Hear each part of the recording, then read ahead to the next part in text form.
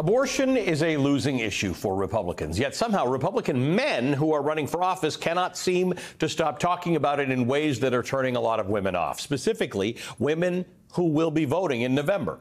As the New York Times reports, quote, like a toothache, they keep probing with their tongue. They just can't seem to help it. In competitive contests, Republicans keep bringing it up, and in terms that their opponents have argued are disrespectful, if not contemptuous, of women, end quote. You want an example? Donald Trump did it again on Monday.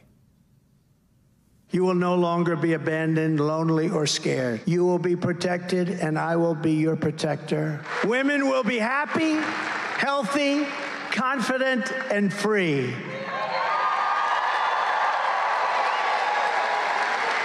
You will no longer be thinking about abortion. That's some 1984 stuff right there. You will be protected, and I will be your protector. That's some Handmaid's Tale stuff, I suppose. Donald Trump's hand-picked Supreme Court justices gave conservatives on the Supreme Court all they needed to overturn Roe v. Wade, a crusade Republicans have been on for decades. The abortion bans that went into effect in states across the country after that ruling have risked women's lives and contributed to, as far as we know, at least the deaths of 2 women in Georgia. And yet, these Republican men just keep on talking and saying things like what we hear from the Ohio Republican Senate candidate Bernie Moreno this week. You know, the left has a lot of single-issue voters. Sadly, by the way, there's a lot of suburban women. A lot of suburban women that are like, listen, abortion's it. If I can't have an abortion in this country whenever I want, I will vote for anybody else. Okay, a little crazy, by the way, but especially for women that are like past 50, I'm thinking to myself, that's an issue for you. Oh, thank God my wife didn't hear that one. Glad my wife didn't hear that one, he says. That was so bad that Moreno's fellow Republican, Nikki Haley, called him out on social media, quote, are you trying to lose the election? Asking for a friend. Hashtag tone deaf. Just in case Bernie Moreno forgot, 57% of Ohio voters voted to enshrine abortion rights into that state's constitution last year.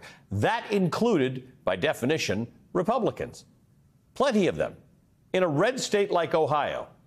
The Guardian reports that, quote, outrage over Roe's demise led Republicans to flounder in the 2022 midterms, and abortion rights supporters have won every post-Roe abortion-related ballot measure, including in red states such as Ohio, Kentucky, and Kansas, end quote.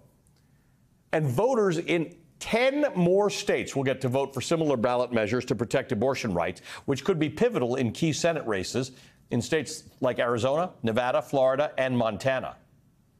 Republicans have a women problem, and the more they talk about abortion, the worse that women problem keeps getting.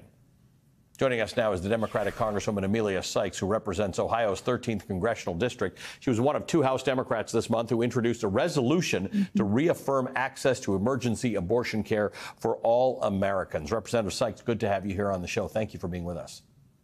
Thank you. What is Bernie Moreno thinking? I don't understand what he was talking about. I mean, I fully understand what he was talking about, but I don't understand how he thinks that wins, even in a state that does tend to vote Republican, when he's already seen the proof in the pudding that was the vote that you had in your state. I'm not really sure what he is thinking about, but one thing I am thinking about are the voters in Ohio who have overwhelmingly decided they are going to choose freedom. They're going to choose opportunity to decide what they're going to do with their bodies and not allow politicians to inject themselves into their most personal decision making. And so I am going to respect the voters. I'm not going to make fun of them. I'm running against a person who also said that people didn't know what they were doing when they voted for their own freedoms and reproductive rights. And I think that is just wrong. And so we have seen time and time again, as you just mentioned, state after state after state believes what we believe in freedom, the freedom to choose and to make your decisions, to not have politicians involved in those most intimate decision-making rooms. I have to ask you, it's sort of could be beneath our dignity to have this conversation, but we need to have it because Donald Trump says stuff like he said on Monday, in which he said, that was just a weird thing that he said, all of it, about you're not going to be thinking about abortion, but he said, you will be protected, to women, and I will be your protector. What do you make of that? I don't believe it. I am going to believe the women in my state, the women in my district, and the women across this country who have made it very clear they want their reproductive rights to be protected. We saw what the former president did. He bragged about the Dobbs decision. He bragged about getting rid of Roe v. Wade. And we had to go to the streets and get petitions signed and get it on the ballot to make sure that we had the freedom to choose for ourselves. So the person and the people who I trust are the American people.